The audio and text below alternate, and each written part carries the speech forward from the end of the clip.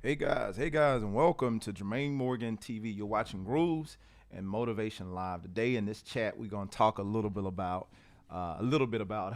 no one stole your idea. We're gonna jump in that in just a second, but you already know we're gonna groove a little bit, so stay tuned.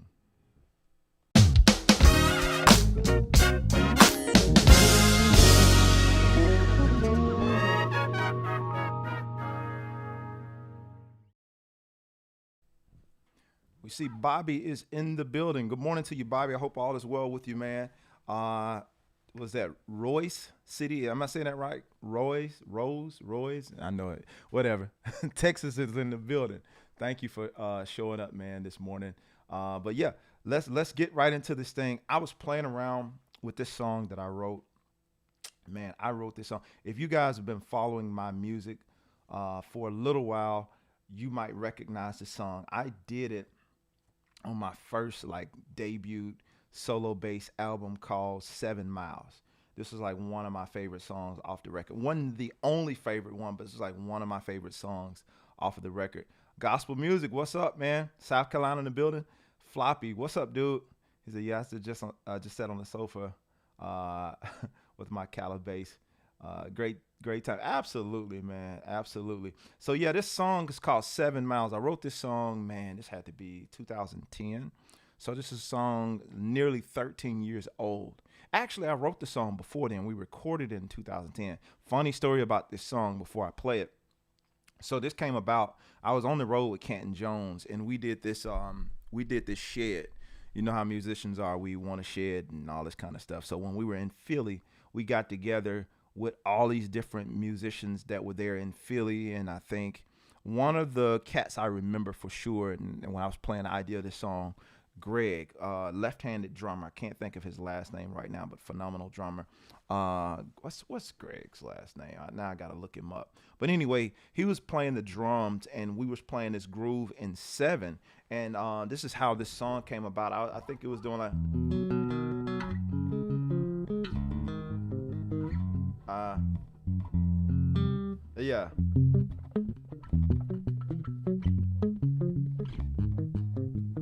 uh, that's it.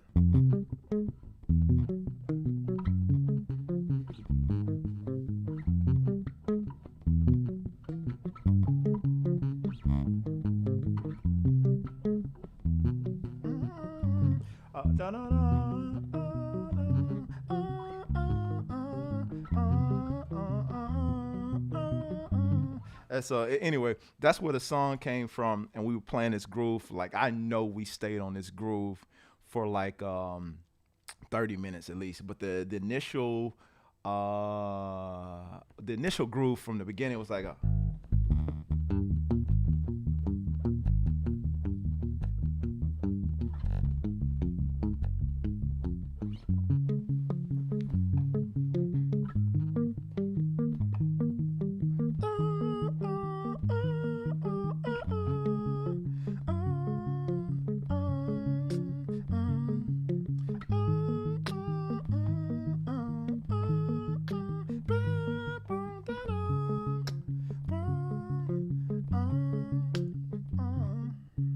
and then uh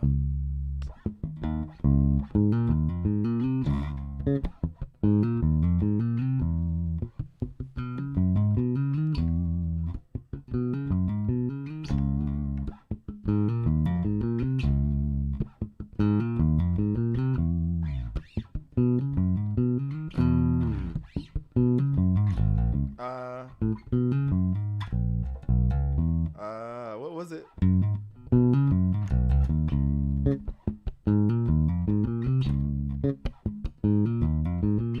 Y'all gotta forgive me because now I'm going back to like the initial way that I wrote this song. Like when I wrote this song years ago, that it came about, and I wasn't on the four string by the way when I was playing this song. I think I was on a six, either a five or a six when I was writing this song. But no, it was definitely a five. It was definitely a five string when I was playing this song.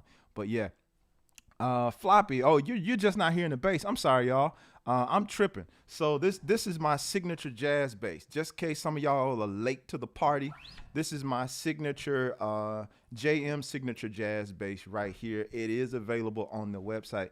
As a matter of fact, since you brought it up, Floppy, as a matter of fact, I'm gonna put it in the chat, the link to where you can kind of go see and learn more about this bass. But you're hearing it right now. You see what's happening. And so yeah, that's the sound. Like let me add a little verb to it, because I'm finna play through this song a little bit, and I'm just starting it off on this 4, but I probably want to get to the 6 so I can access that low B and the high string.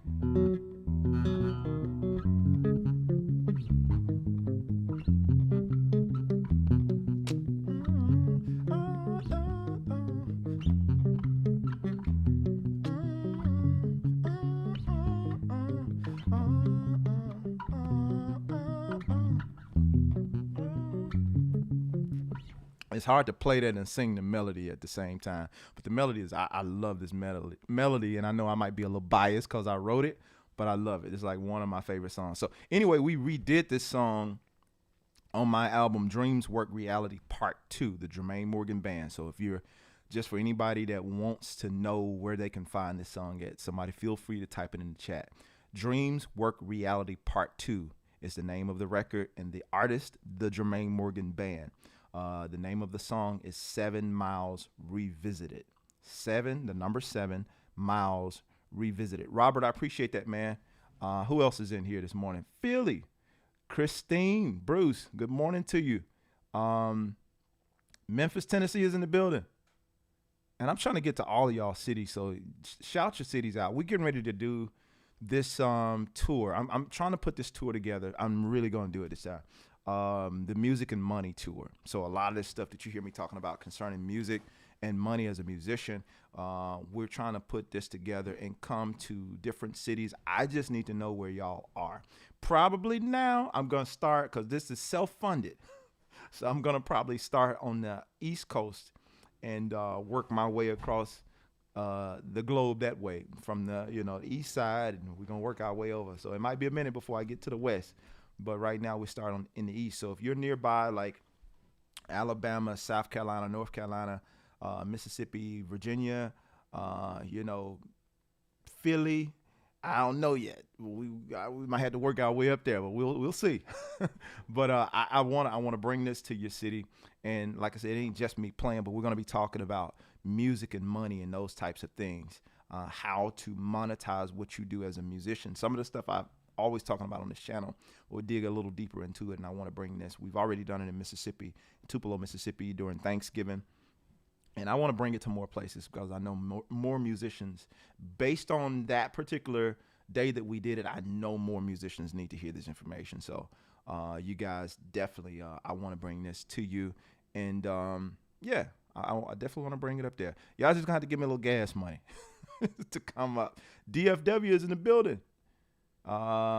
Let's see here. Who else we got? Christine says, Jenkintown, Pennsylvania. Got you. I hope I said that right. I'll be butchering these names. Y'all look over me. Nick, what's up, man? All the way from Bakersville, California. Nice. I think I got everybody so far. Sweet. And yeah, appreciate y'all joining in. So let's play through a little bit of this song. Like I said, I'm gonna probably switch basses because I got a little bit more room to kind of play around with this other bass. So let's just play with this. I'm just looping a section of this song right here.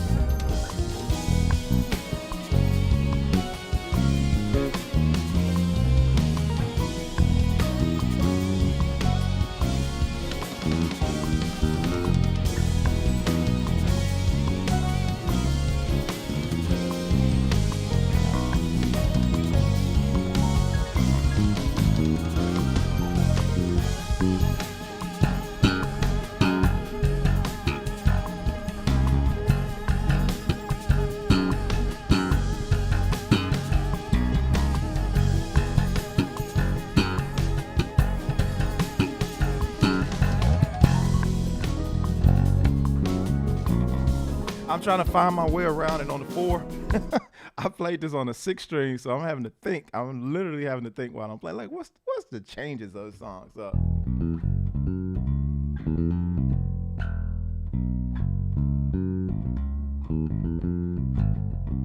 Okay, I got you now. I got you. Sorry.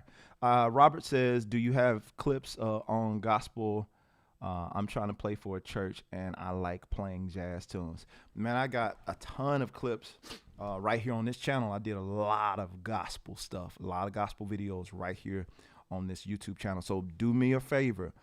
Go and look through my videos on this channel. There's a lot of gospel stuff, but if you want to get more specific, on my website, JermaineMorgan.net, I've specifically made a lot of courses and that type of thing that digs right into the point of whatever you're looking for, whether it be gospel quartet, traditional gospel, contemporary gospel, gospel choir stuff, like straight gospel type stuff, the instructionals that I've done. So to answer your question, Robert, yes, I do have a lot of gospel content that I cover. That's like, I'm a church boy at the core. So I play jazz, but yeah, I'm a church boy at the core. And so that's where I've kind of lived, moved, breathed, and have my being in church world. So yeah, it's a lot of gospel stuff here and on the site. So yeah, let's see here.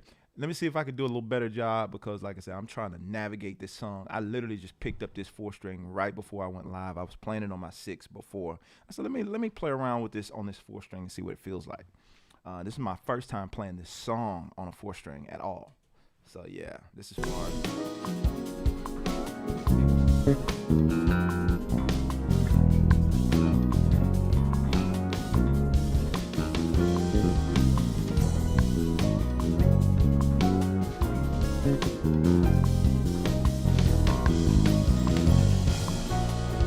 Okay, so that's a little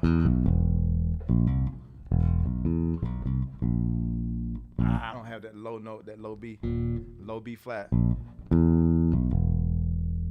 I want to get it. Let me do a couple more rounds.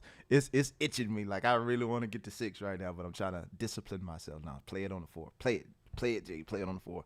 Little Henry on my shoulder. He like, get to 6. Get to 6. All right, do it again. All right.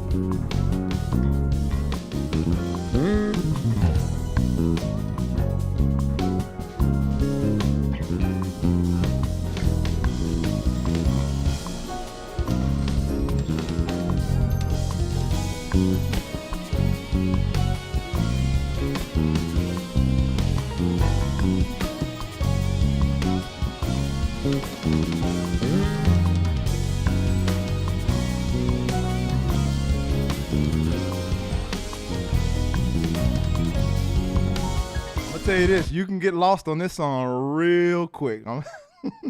Not only is it in 7, but the chord changes, the way they're moving. If you start substituting, you can get lost as you're hearing really quick. Steven, what's up, man? Yes, sir. It's great to be seen and not viewed. So thank you for being here. All right. So, oh yeah, be sure, man. Y'all don't have to be quiet in the comment section. Let me know if you haven't already told me where you're watching from. Be sure to let me know. I didn't know that reverb was on. Sorry about that. And I know people want to know, what does the bass sound like? You're hearing it right now.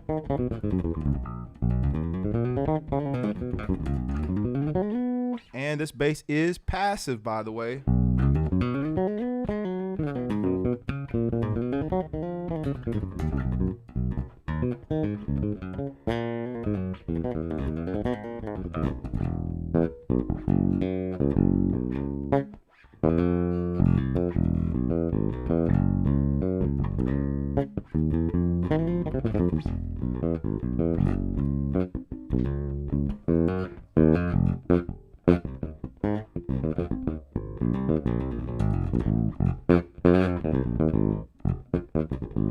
Bass Sensei, what's up, man?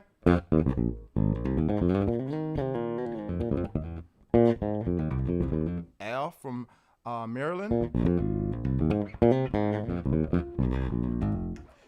Floppy said, that does sound good. Thank you. Put your name to a fine sounding bass guitar there, sir. I appreciate that, Floppy.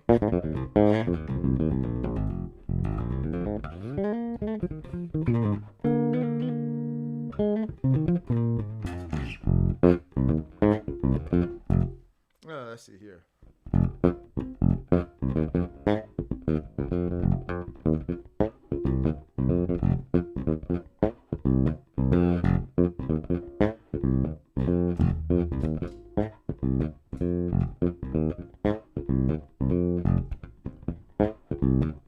Let's try to loop this.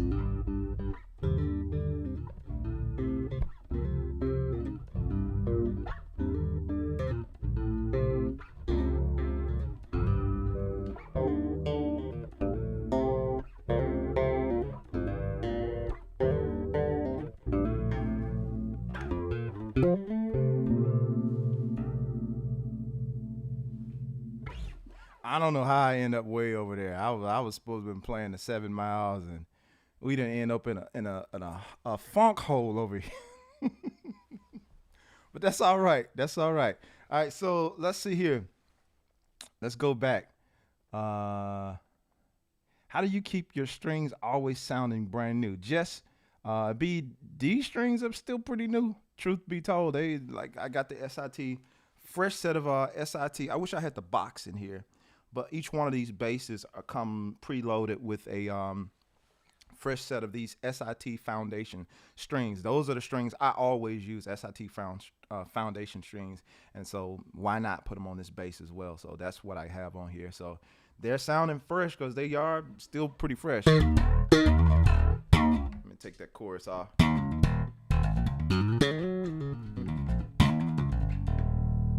Yeah, that's what's being used on here. And keep in mind, again, this bass is passive. And so there's no beefed up EQ or any of that stuff with this thing.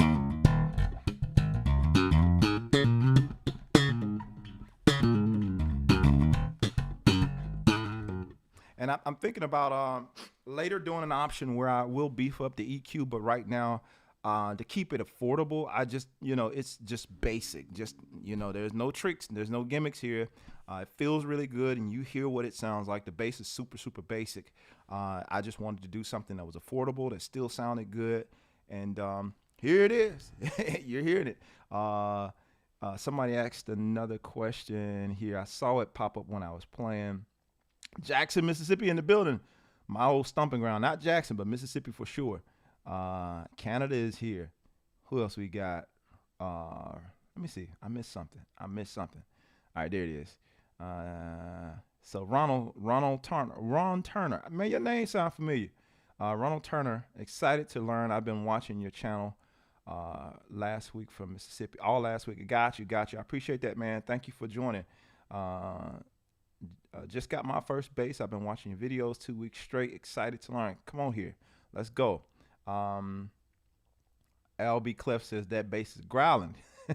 I'll take it. I appreciate that. Let's see. He says that West Moist Mileway funk. He said you just naming off all these different types of funk it is. I got you, man. I biscuit sopping funk. Now I can deal with that one now because I'm from Mississippi. That biscuit sopping funk. I can deal with that one. I miss my 4-string. Humble Sounds. Come on, grab you one of these JM signatures and just put a 4-string back in your life this evening. All right. It's about it's all about the discipline. Absolutely, because you got to think and you got to think fast on these 4 strings. I stay to the late funk. Got you. So I'm skipping through some of this stuff. What's the name of the looping machine? I got 2 looping machines that I use. One of them is the Eros Looper by Singular Sound. That's a little more digital in terms of you got a screen on it. I got one right here. It's not plugged up, but I'll show it to you, show you what it looks like, just in case you want to go and get it. This is one of the ones that I use right here, the Eros Looper by Singular Sound. That's not the one I'm using at this moment, but this is another one that I do use a good bit, and it has a lot of features. But one of my old go-tos that I've been using for years is this Digitech Jamman Stereo. That's what I've been using for years, and you can look that up, Digitech Jamman Stereo. Like I said, I've been using that one for years. And it's just been on my pedal board for years here. And so hopefully that answers that, Tanny. Y'all feel that bounce. I appreciate you, Tiny, in the comment section. Tiny is keeping that comment section hot. Hot coffee, foot stomping funk. Come on here. Floppy says, LOL is perfect time to time with my flashing Christmas tree lights. Come on here. That's cool. Scarabi, yo Morgan, greetings. I'm getting tongue twisted this morning. Greetings from Paris. Good to have you, man. This sounds like a Michael Jackson type of bass. Okay, whatever floats your boat with that one. What part of the SIP you from, my brother? You originally from Meridian, went to Alcorn. Okay, I'm from Northeast Mississippi. Like my actual town was Houston. Houston, Mississippi. And if we want to get a little bit more technical, Woodland, Mississippi. I know that just took some of y'all like way. Yeah, I'm literally from Houston, Woodland area. That's where I'm born and raised from. And so let's see here. What do you think about the Zoom B3 and the Zoom? I can't say. I don't even know anything about the Zoom. So I can't really comment on that. But yeah, I was trying to call myself playing through this song just a second ago, and I got lost in that funk. And so we just went with it. And so maybe I'll play through that song on another live or something like that. But yeah, hopefully y'all are enjoying this bass. Let's do this. Since I'm here. We'll play the verse. And of course, each bass sounds different. So that 6th string is going to have a completely different sound from this bass here. So hopefully y'all enjoyed the sound of this 4. And if you want to learn more about this, go to the link that I put in the chat. And it's also in the description of this video if you want to find out more about this 4-string bass. And I saw the question also pop up. Are you going to do a 5 and a 6-string version? Right now, we are offering the 5-string version. They are out of stock, but you can pre-order yours. Right now, you can go on the website. When you get ready to place your order, just simply choose the 5-string. It's going to look just like this, but it's the 5-string version. So yes, there is a 5-string version of this bass, but there is no 6-string version. I don't know if I will do a 6 because, again, I didn't really try to go super custom with the 6 and all that stuff, but I don't know that won't happen eventually. But right now, all we're offering is the 4 and the 5-string version in both the Sunburst color. All right, so let me switch basses real quick. Bear with me.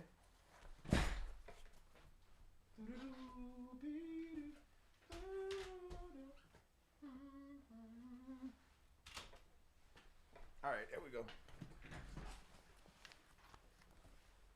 Do you prefer active or passive basses? Honestly, I prefer active.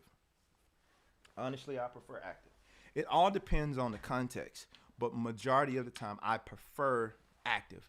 But in a situation like if I'm recording, I can do passive. I can do a passive bass. But if I'm playing live, a lot of times I prefer active just for the power aspect of having the active bass and a little bit more control. Personally, now when it came to the bass there, I wasn't being as picky because ultimately the basses that I'm creating or those basses that we're making available are not for me. They're not for me, and so that's the separation of it all. Is like when I'm creating something, yeah, it's something I would definitely play, but it's not necessarily created for me. So yeah, there's a lot of leeway there. So we're gonna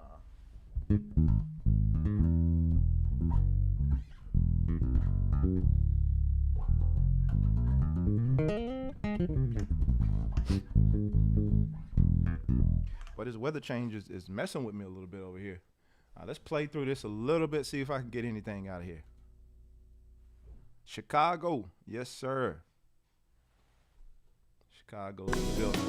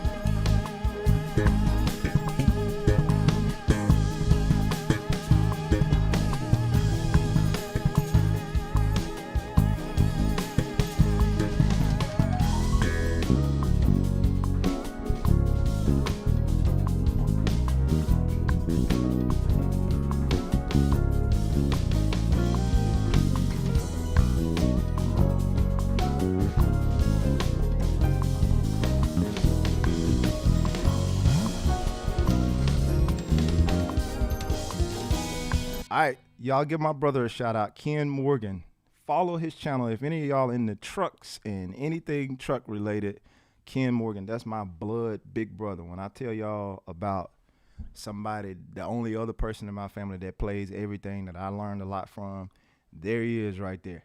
So follow his channel. Y'all follow his channel.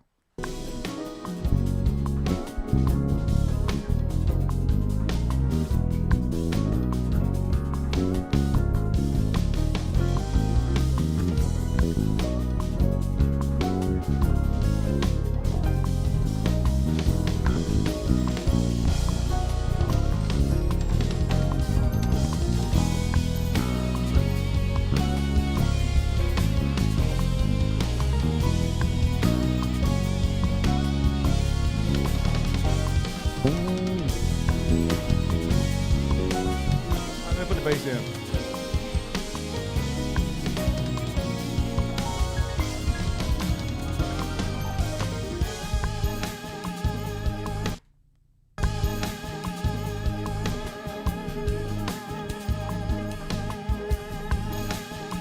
All right, here we go.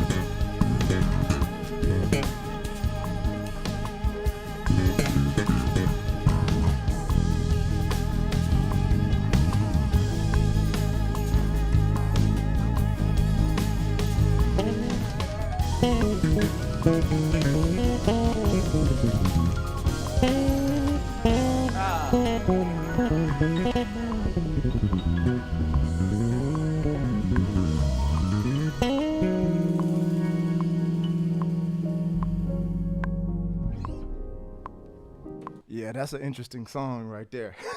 You don't just share that song without your Wheaties early in the morning, like what I'm doing right now. All right, so let's jump on into this thing. Let's see here. I missed a few comments.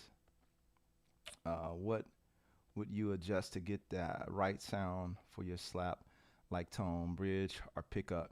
You would be looking more so for your front pickup. You know, you'll be adjusting that in terms of your panning towards that front pickup. Most of the time, I'm panning halfway. I'm doing like halfway in between. I'm not necessarily panning all the way to the front, but it's different for different people. It's all about the sound you're going for when you're trying to get your quote unquote slap tone, because it's going to differ from bass to bass. But generally speaking, I kind of cut my mids, not all the way out personally for the sound that I like, but I do cut my mids to get a sound that I'm pretty happy with. Like if I pan all the way to the front pickup, it's gonna give me a nice tone, but it's not necessarily the tone I prefer. That's a good, cool tone. I'm panning all the way to the front, but it's not necessarily one I prefer. I like going like halfway because I like mids. It gives me a different kind of roundness to the tone.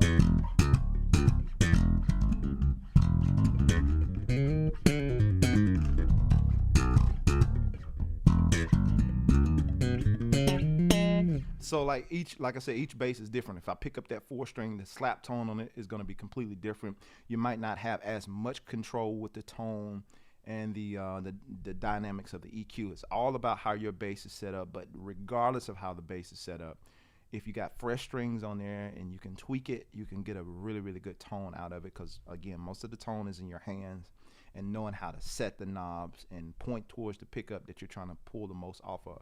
I like splitting the pickups personally and pulling that sound from splitting the pickups as opposed to going. I don't necessarily care for that tone again.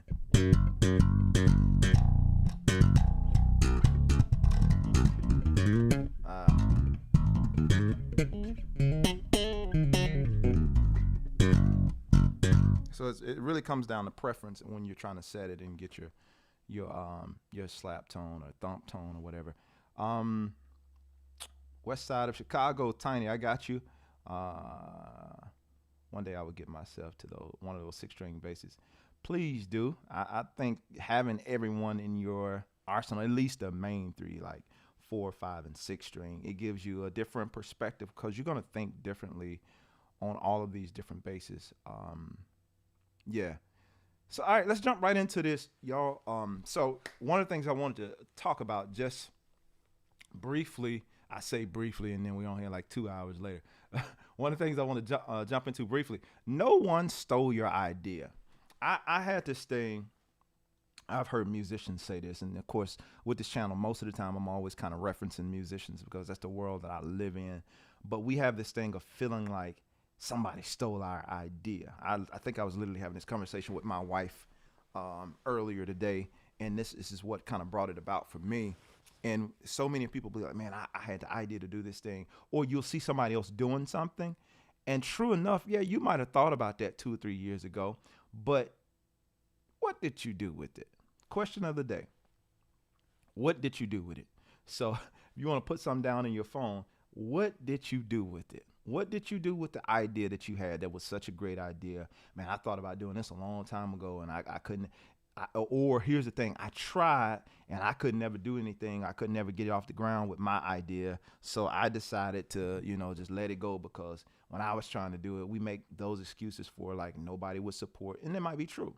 But I'm coming from the standpoint today of if nobody else supports your good idea, does that mean it's not a good idea? If nobody puts any whatever into your, we saying nobody, and that right there in itself is the problem, because when we say nobody, who are the nobodies? It's like 8 billion people on the planet roughly. So you're telling me you shop this idea to all 8 billion of these people on this planet? You don't know a million folks. So the chances of you shopping your idea to 8 billion people are very low. So I would dare to suggest to you, that if you're saying nobody will support your stuff, nobody will support your idea, nobody, you have a limited way of thinking. So let's deal with that. Number one thing, your idea wasn't stolen, and when this other person did it, like when I used to, now the stuff that I talk on this channel about, I don't hardly bring up stuff that I haven't dealt with myself. So don't think I'm just throwing y'all under the bus and not really examining myself. But no, I have dealt with certain things throughout my life, and I have often said, well, when I did it, this person or that person didn't support me, but when this other person over here did it, that's somebody's favorite, everybody jumped and supported this person or that person. I've been that dude to say that, and that's honestly, that's not fair. It's not fair to say that to people, or to say that about the idea or the vision that God has given you, because you don't have the support that you think you need. First and foremost, define what that support looks like. I want to dare you today, if you're taking notes, define what that support looks like for you. Because a lot of stuff we'll throw statements and we'll throw little things out there and like, well, I tried this and nobody would do this, and I tried. Well, what does that look like for you? What does it look like for support? What does it look like for people rallying behind your idea? What does that look like? Because I think if we can start clearly defining what it is our vision looks like and how it all supposed to play out, then when we do that, that gives us the opportunity to recognize it. I heard somebody say this a long time ago, and it always stuck with me. You have to see it before you see it. Because if you don't, when it shows up, you won't recognize it. I'm going to say it again. You have to see it before you see it. Because if you don't, when it shows up, you won't recognize it. So what do I mean by that? For some of y'all, you already got where I'm going with it. But for others, like this base, for instance, I knew when I had this base built, I think I had this base built last year. Yeah, definitely had it built last year. But I already had a vision of what I wanted the base to look like way before I even reached out to Scott Serene about building this particular base. I had a good idea as to what I wanted to look like. Now, and this is a very important part for me to throw out there, I had a picture of a base similar that looked almost identical to this. Now, as I got with somebody who was much wiser, like Scott, in terms of building a base, and he started, doing mock-ups of the base, that gave me an even more clear vision, because I sent him something of what I was looking for based on a model that he had and some other stuff that I had saw. And I'm like, man, and based on a base that I had owned for a little while. And so I sent him a picture, and I sent him, look, I want these specs. This is what I want. And I was playing this other base, and I liked the way it felt, blah, blah, blah. I knew exactly what I was looking for. Now, that gave me a clear indication. So when he started sending mock-ups to me of, meaning like he was digitally designing what the base looked like before he even started doing any work on it. When he sent it to me, because I already knew what I was looking for, I recognized it when I saw it. And I was able to go and dive right into the one that I wanted out of the mock-ups, because he sent me like several variations of the base. And when he sent me the mock-up that spoke the loudest to me, that's it. That's the one. I recognized it because I saw it before I saw it. I had a good idea of what I was looking for before I saw it. So once he presented something to me, that was close to what I had already saw. And I see y'all in the chat, and I promise I'm gonna come back around to you, so don't leave.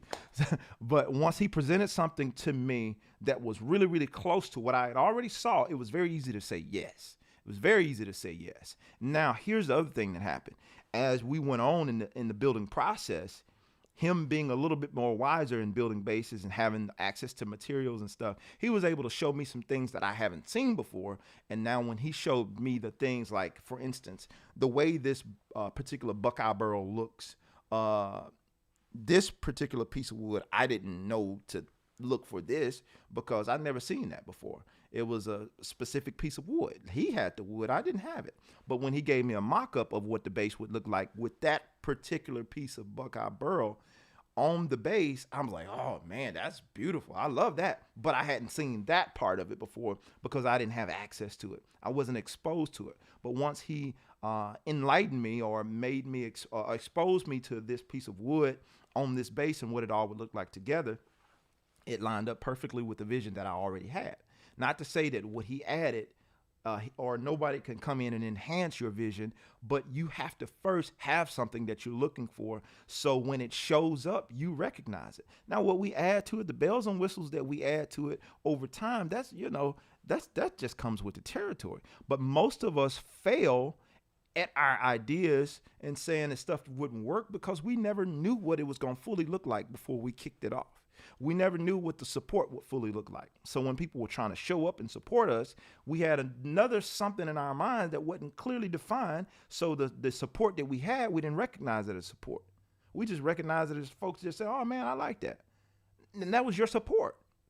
So you have to literally write down or get a picture, some type of way of what that looks like for you. What does this support look like for you? What does it look like for you to start this idea, for you to start this business, for you to start this venture, and for people to support it? Does it look is it all monetary? When people buy it, then I know I feel supported.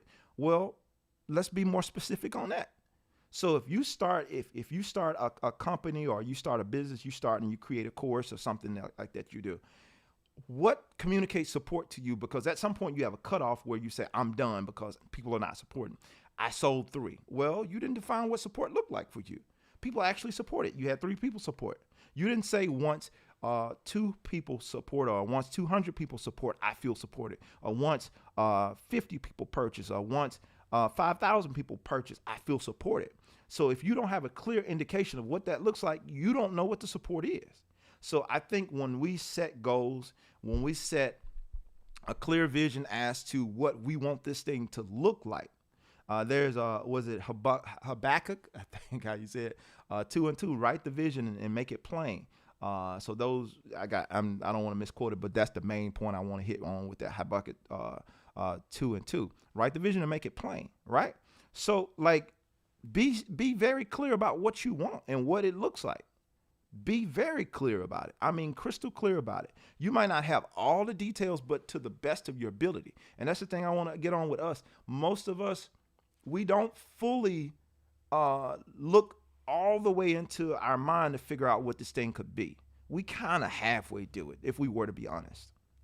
We kind of halfway do it. We focus and we put our energy on everything else. I was talking to a musician this past week, a weekend rather, and they were talking about some things that they wanted to do and this, that, and the other, but the musician can play. I mean, phenomenal, can play. So that means you put all of your energy into building your chops. But this thing that you say you really want to do, I beg to differ. I think you really don't want to do it. Because if you did, just like you perfected your ability to play, you would perfect your ability to do this thing. You would put yourself in a position to execute this thing, because when it comes to your skill and what you actually want to do, you make time for it. You make some type of regiment. You're going to do whatever is necessary to get you to that desired goal that you want, because I want this. And most of us aren't willing to do that. And so we'll throw off on other people or just kind of throw other people under the bus when somebody else actually goes through with the idea that you thought about, but they actually put in the work and the time. So now you feel some type of way and say, hey man, we were talking about this years ago. I see it all the time with musicians when somebody does something new. I saw it a lot. I'll use my friend C-Dub for example. A very well-to-do entrepreneur at this point, but I remember him before all of his stuff took off, and he was building. Little by little, building. Every time he get a new idea, he put it out. Every time he get a new idea, he put it out. He tweak it. He keep working on it and build it. And before long, that to the rest of the world, he looked like an overnight sensation.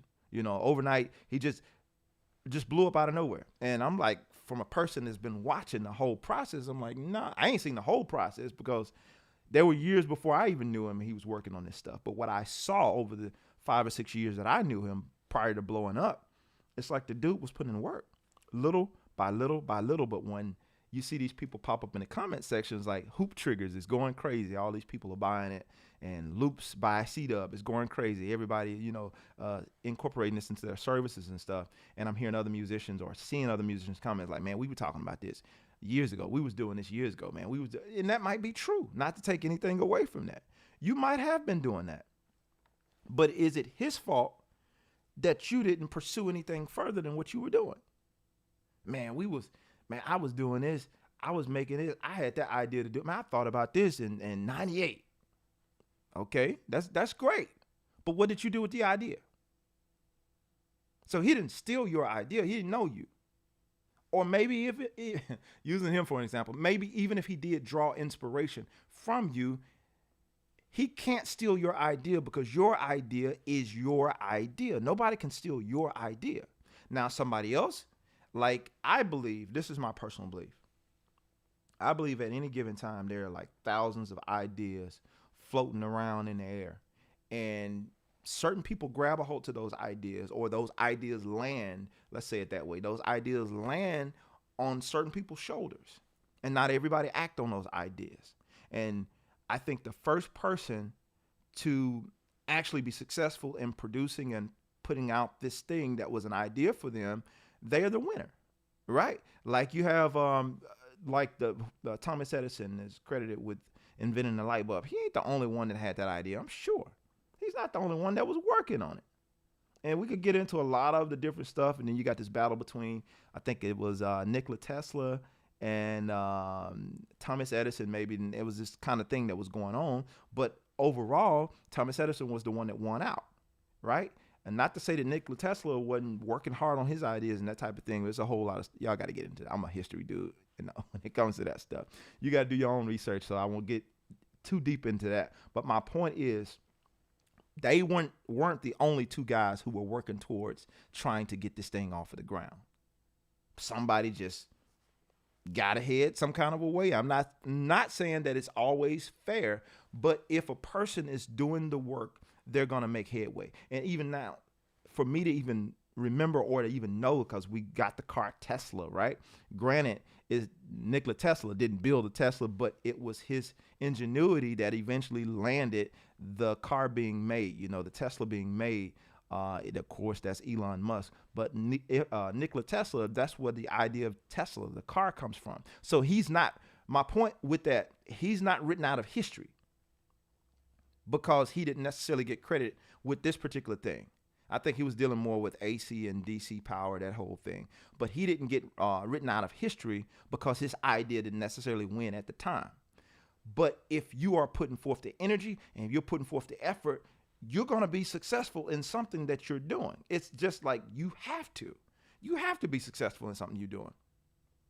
You have to. If there's a saying, if there's no enemy within, the enemy without can do you no harm.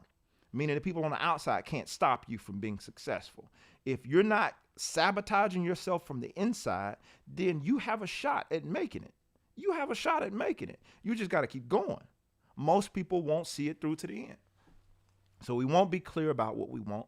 We won't write it down. We won't get some type of idea. And let's say you're one of the ones like, no, Jermaine, I wrote mine down. I can show you my plans right here. That's good. And I appreciate it. So for the ones of you who you actually went through the trouble of writing it down, making it plain, you know what I'm saying? Making your ideas plain. You wrote it down. You got it all listed out. So what else you gonna do? You got the designs. You got the plans. You might even went through the whole 9 yards of getting a blueprint. Well, I ain't got funding. That'll be the next excuse. I can't afford to do it. I can't. You sure? Are you absolutely sure you can't afford to do it? See, what I've learned in my own life, most of us aren't willing to get enough no's. Like once we get 2 or 3 no's, the average person can't handle everybody pushing back. The average person cannot handle people saying no over and over and over again. The average person, cannot handle that. We can't take it. So it's hard when somebody tells you no and you get just 4 or 5 no's. It's hard to keep going. It's hard to keep going. There's a story I heard about somebody, true story, who applied for like 98, between 98 and 99 colleges. And there's a female. They applied for 98, 99 colleges and got a no from all of them. But I liked either the 99th or 100th one. I don't remember the exact number, but it was like a ridiculous number, like 99 colleges, that kind of thing. But the 99th or 100th one said yes. and it was like Spelman College or something like that.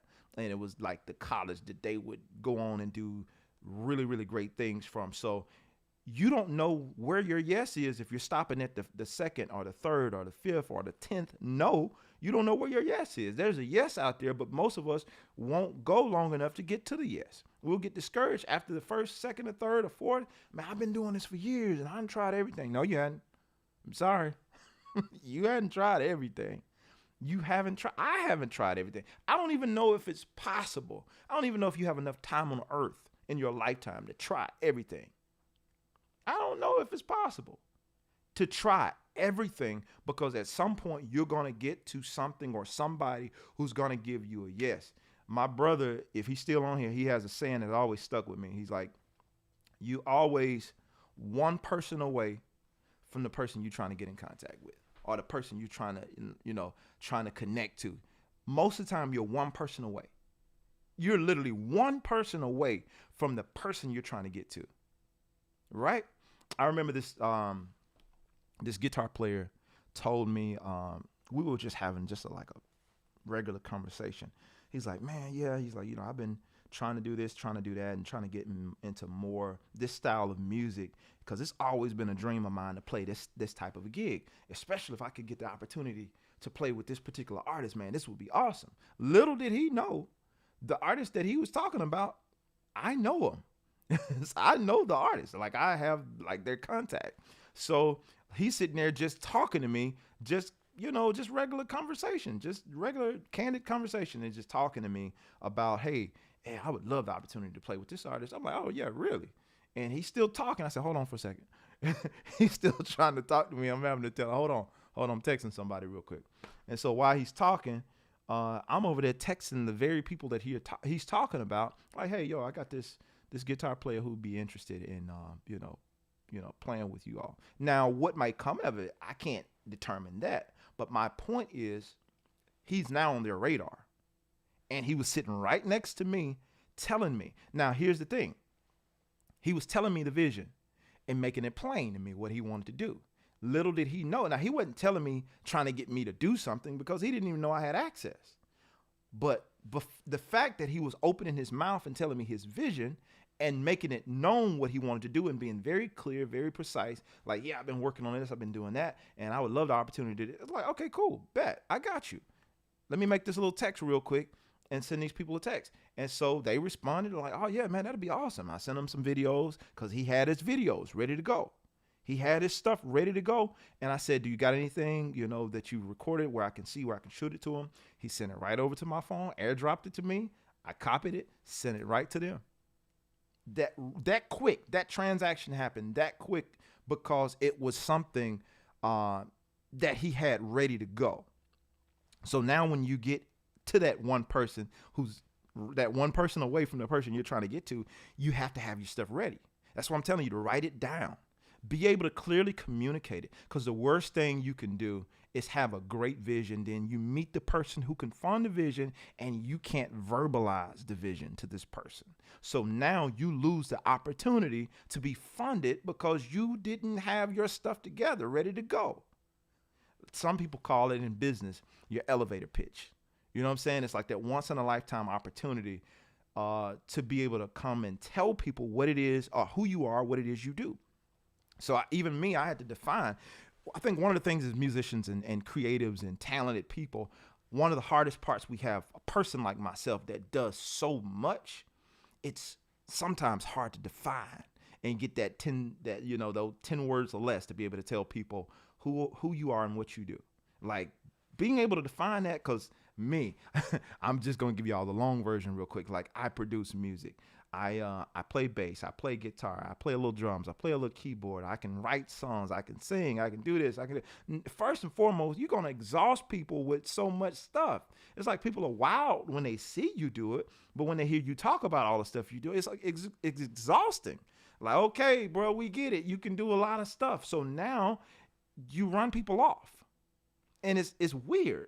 You run people off because of your ability, as opposed to attracting the right people to you. Demonstrate, right? Give people an opportunity. Like, give me 10 words or less, or a very short sentence of who you are and what you do. Hey, I'm Jermaine Morgan. I'm a musicpreneur. You know what I'm saying? That solves all that, you know what I'm saying, in terms of what I do. But I also speak, and I love to encourage musicians and motivate musicians, inspire musicians to go after accountability and integrity in their walk as a musician. And so now that creates an opportunity where, well, explain a little bit more to me about that. You know what I'm saying? But I got to be able to clearly define who I am. I don't got to sit here and read off my resume to you, but I need to be able to clearly define to you who I am really quickly to create some curiosity for you to want to ask me more about what I do. Okay, really? So you're a musician, you got some videos of you playing? Absolutely. I got a whole bunch of videos of me playing, but I don't have to prove that I can play in this conversation. You're trying to get in your car. You're trying to get off the elevator. You're trying to walk into this restaurant. You're trying to pay for your check. You know what I'm saying? These opportunities, we have to be able to clearly get to the point. So how do I do that? I got to practice it. I got to write it down. I got to define it. I got to say it to myself. I got to repeat this thing over and over to people so I can get a condensed version of what it is I'm trying to do, the point I'm trying to get across. So by the time I meet the people I need to meet, I don't make them tired talking. I can get to the point, and based on how I present it to them, they want to hear more. They want to hear more. Because once people see you do what you do and they see you're proficient or whatever, what it is you're doing, they want more. Most people want more when you're good at it. They want more of it. So I'm learning over the years to demonstrate what it is I'm trying to do. Whatever my idea is, let me go out here and try to clearly define this. So like even with my partners with this launching this new bass guitar, I clearly communicated the vision to SIT Strings and they were on board. I clearly communicated the vision to Ace Products and they were on board with Pig Hog cables and the cases that I'm offering with this. I clearly communicated the vision to these people and they all came on board. Now that don't mean they just giving me stuff, but they all came on board of the vision to be an asset to me. So that's how those relationships were built, because I communicated the vision to them as to what it is I'm trying to do. And based on them knowing me or knowing something about me and being able to research me if they didn't know me and like, let me check out this dude's track record. Let me do my own research on this guy. But thankfully, I've done enough that it spoke for itself. So it was a no-brainer for them to partner and do this idea, do this venture with me. So when you're able to show proof of concept of your idea to the people that you're trying to get to help you, it makes it very easy. Because when your character, I heard somebody say this, your character goes out before you. It might be a proverb or something like that. I'm not sure, but I've heard it said so many different ways. But your character goes out before you. It goes way, way out before you. You know what I'm saying? It leads your character leads the way for it. It kind of provides a path. Like when you have a good name, you have a good character. Long before you meet people, there's many people that I've come into contact with, and it's always flattering when I hear something along the lines of, "Man, I've heard so much about you. It's an honor to meet you." I'm blown away each time. It never gets old. When your words and your character and the way that you walk goes out before you, it precedes you. There you go. Your character precedes you. And so when people finally meet you, it's not a disappointment for them. Good character. It doesn't disappoint them, as opposed to you just being a good player. Let's deal with that for a second. You being a good player, you're an amazing player. You've worked on that skill to be able to execute music or the art, whatever the thing is you do. You worked on that skill, but now when people meet you, it's underwhelming. Because it's like, I knew he could play, but I was expecting a little bit more. Or how social media is done with a lot of people. You become a fan of a person because they play and they have this kind of thing that they present themselves. But the more they talk and the more you see of them, it's like the less you want to see of them, the less you want to hear them. It's almost like, I'll use this. When I first moved to Atlanta, 2006, doing an internship at Doppler Studios, man, everybody was coming in the studio. I mean, Doppler was like on fire. I don't know what Doppler's doing now, but at the time, Doppler Studios was on fire. Everybody was in there. I mean, literally Like Usher Raymond walks in one day, and I'm walking with a bottle of Windex, shaking his hand and everything. It was a who's who that would walk in that studio on any given day. But there were a lot of artists from the gospel world that I admired growing up that I met at Doppler, and they ruined it for me. They ruined it. They ruined it. I almost wish I never met them. A lot of gospel artists that came through. And like, I wasn't expecting much from the secular world. I didn't listen to a lot of secular music. I'll put it this way. I'll say it this way. Usher, when I met him, was 100 times cooler than 80% of the gospel artists that I met while at Doppler.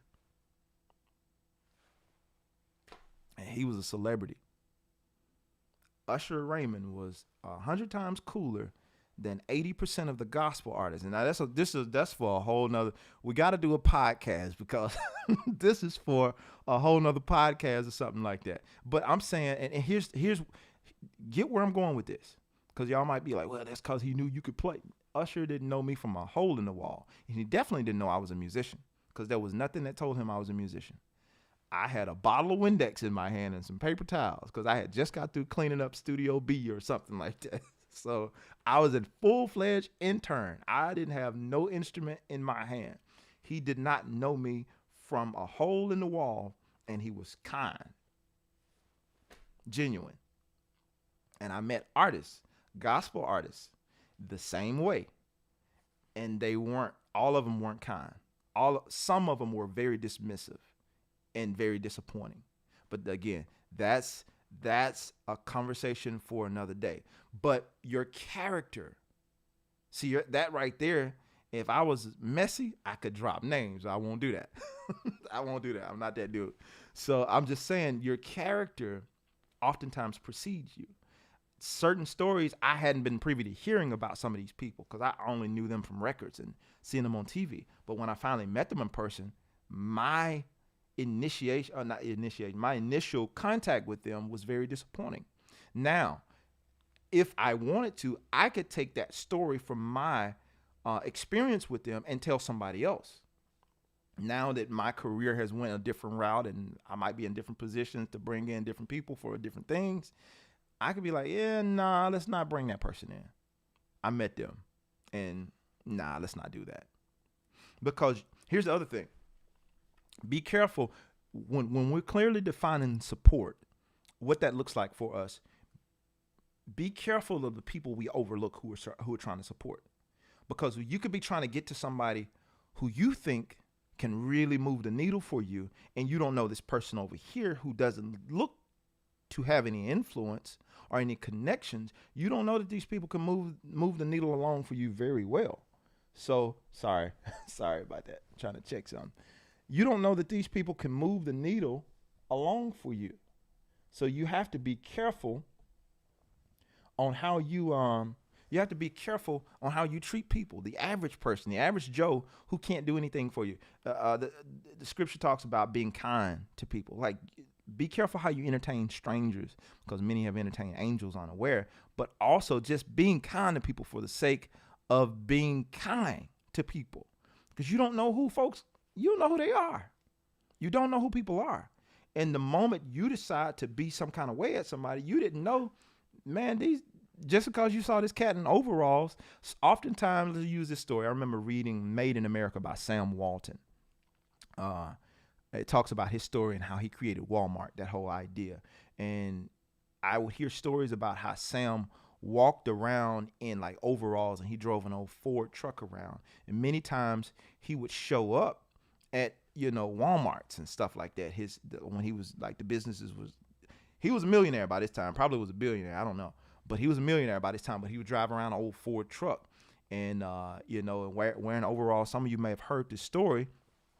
And oftentimes he would show up at the stores, the local stores, and he would observe how the employees, the cashiers, how they were treating people. He would observe it and just see that kind of stuff.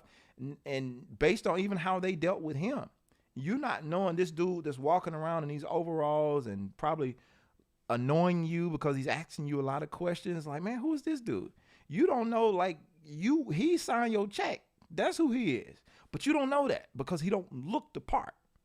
And for him, it's like, I'm a millionaire. I don't need to look the part. I am the part, right? I don't need to look like I'm the guy because I am the guy. Most of the time, we have this thing, and it kind of falls into this. It falls into this. What's the syndrome that I'm thinking about?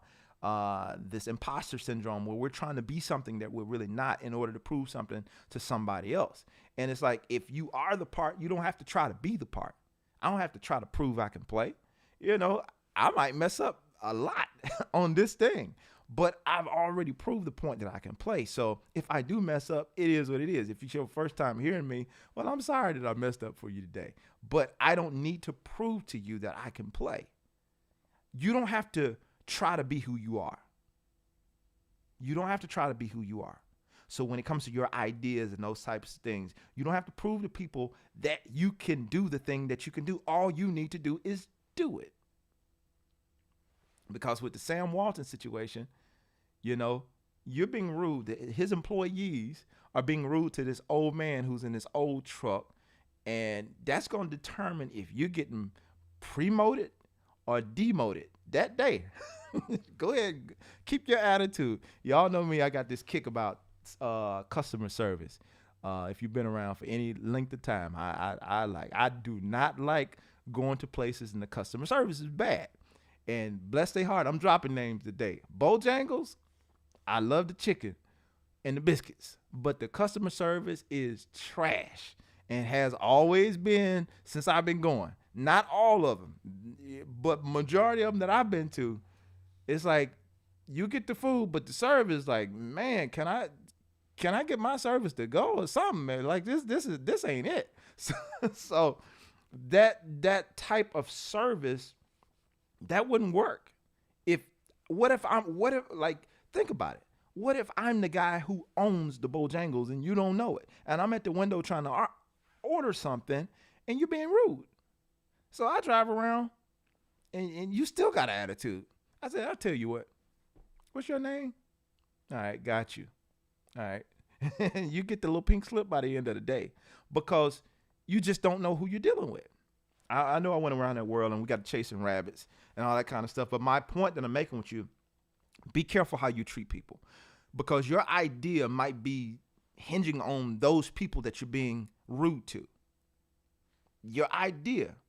There's been people that I've used this story before.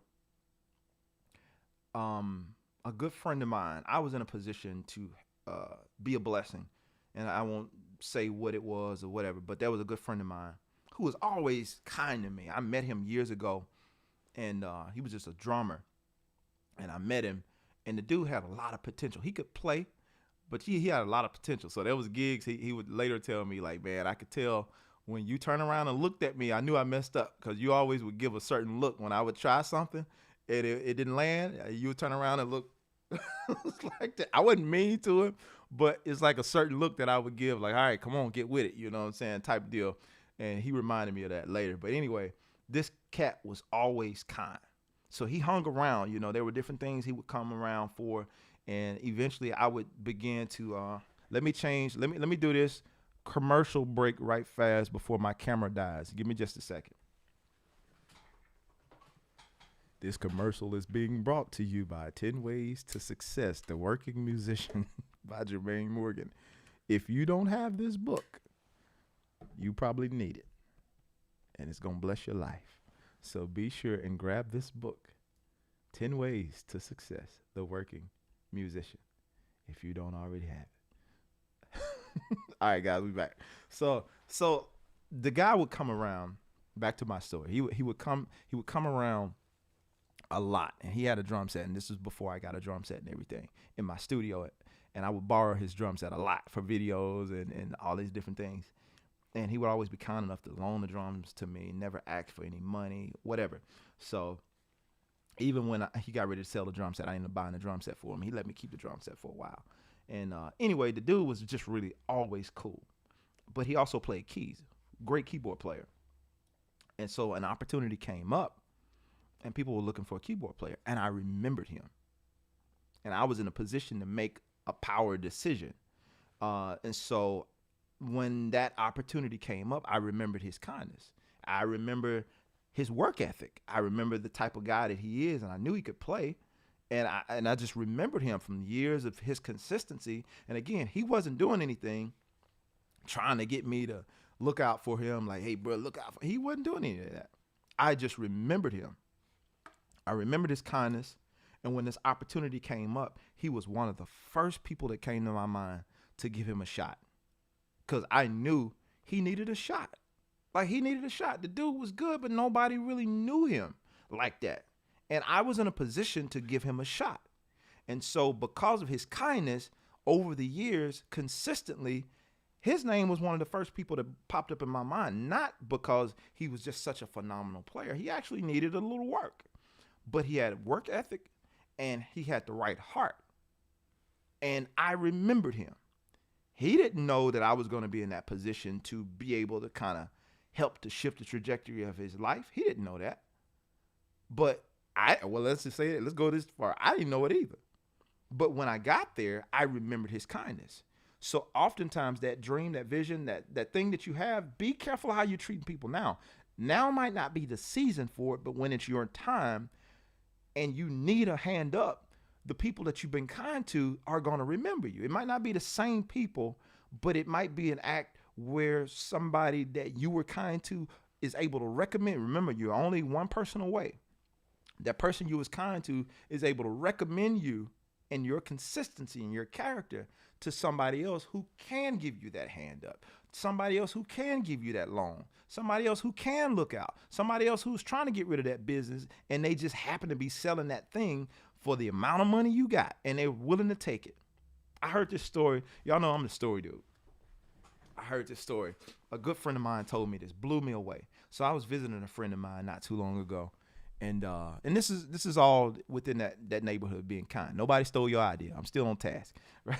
So I remember I was talking to this good friend of mine, and we were talking about their home, and I'm like, man, this is a really, really nice home, man. And they did renovations and all those types of things. And we were talking about the home, and he told me what they got the home for, like what the guy ended up selling the house to them for, which was ridiculous. When you look at the house, like I put it like this. They bought the house for pennies on a dollar for what the house was worth, literally. And it was a nice house. Let me say it is a nice house. They live in the house. They've been doing renovations, and they're going to be able to turn around and sell this house for they're going to make a killing. That's the only way I can say it. Based on what they paid for the house and the renovations that they done, it's like all profit for them. Like they're going to clean up when they sell this house. So anyway, so my friend was telling me when they got ready to buy this house, people had came to this guy several times about selling his home, and he wouldn't sell it. He would not sell the home. It was him and his wife's house that they built, and so he got a lot of memories within that house.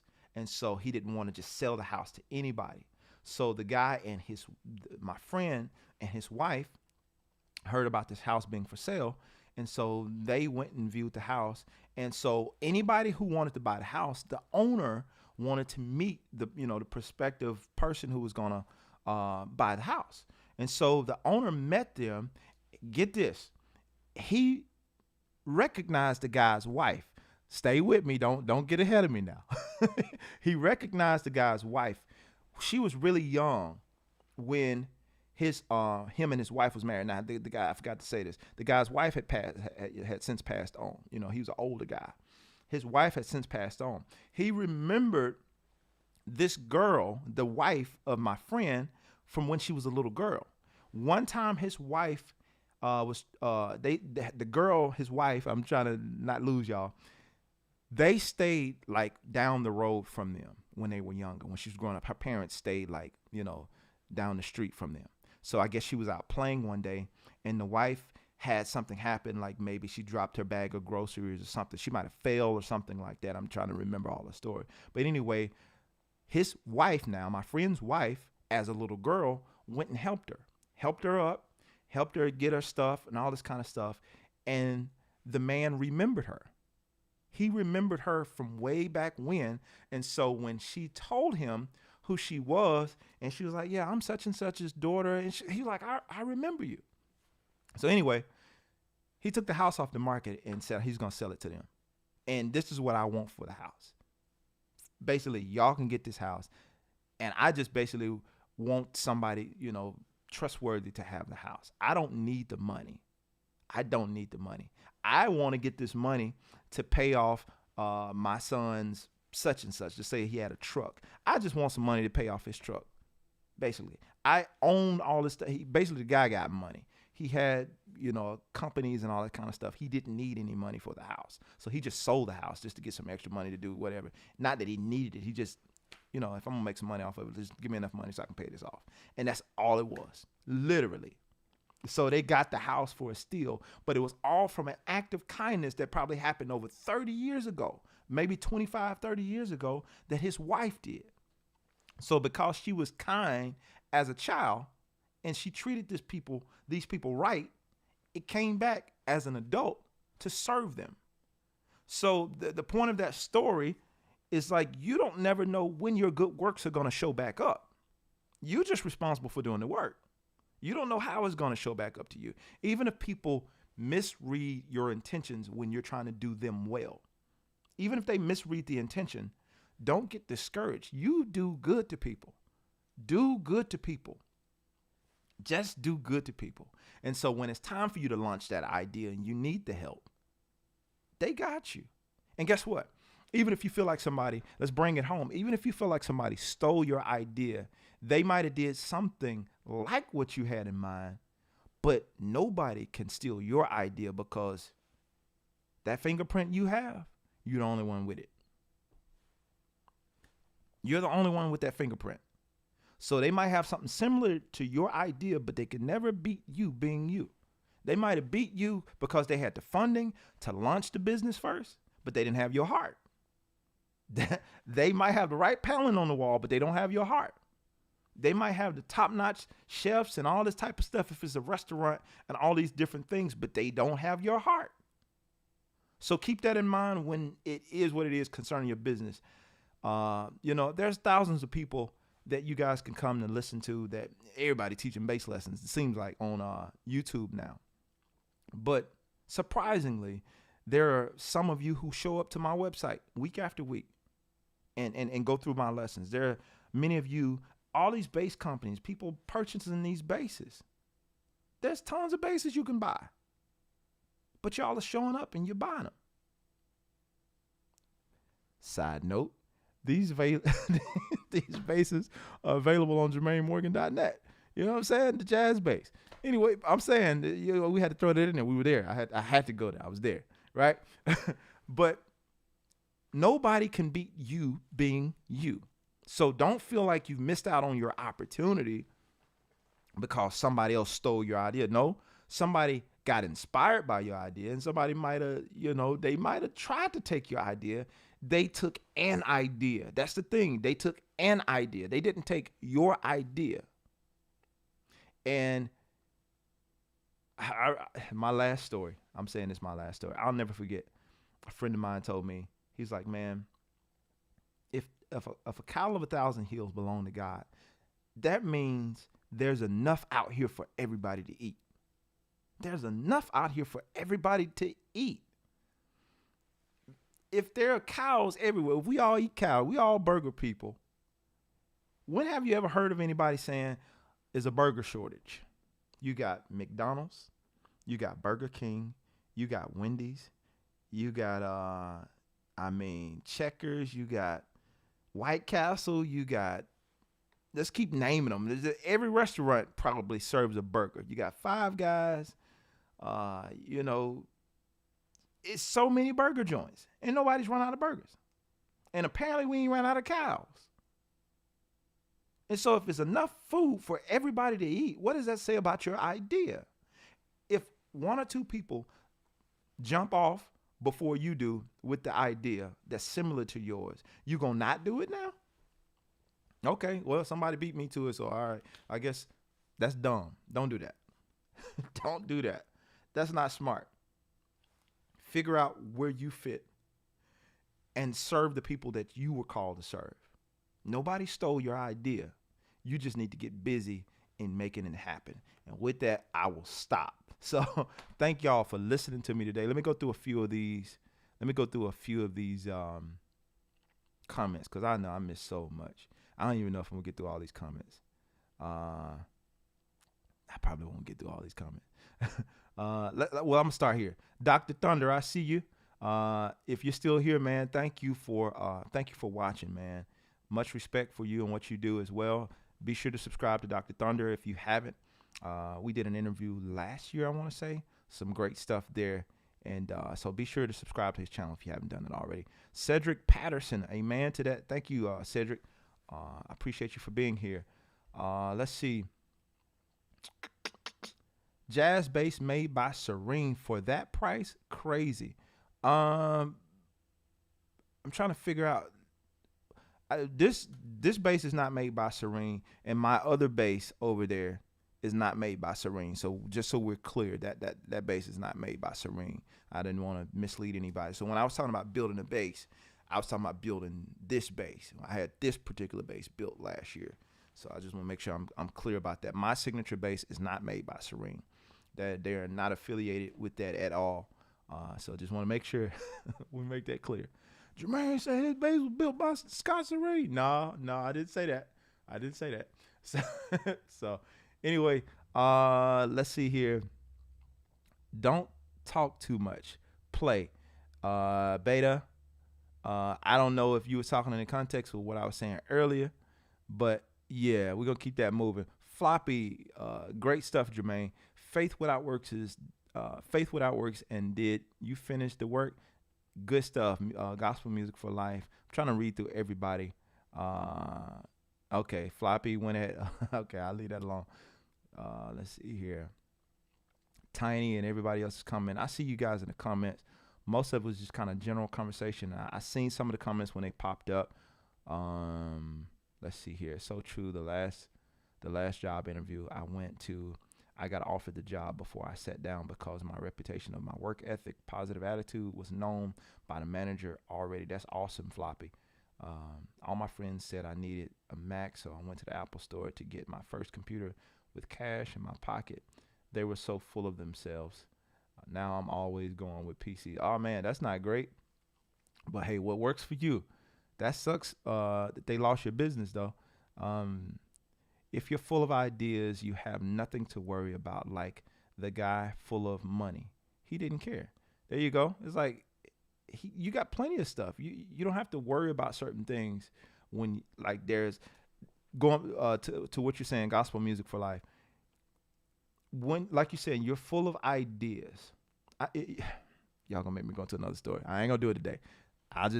When you're full of ideas, because you triggered something for me and I thought about something really quick, but I'm not going to go back into it. I've been on here too long. So just to add, a Merry Christmas to you and your family. God bless you, sir. Man, God bless all of y'all. Thank y'all for being here. Thank y'all for listening and everybody chiming in. Tim, what's up, man? Appreciate you chiming in today. Tim Frierson, everybody. Gospel Quartet greatness right there. So y'all go check out his music. So anyway, y'all, thank y'all for joining in with me today. I hope you got something helpful from today. And if you did, be sure to like the video. That always helps me.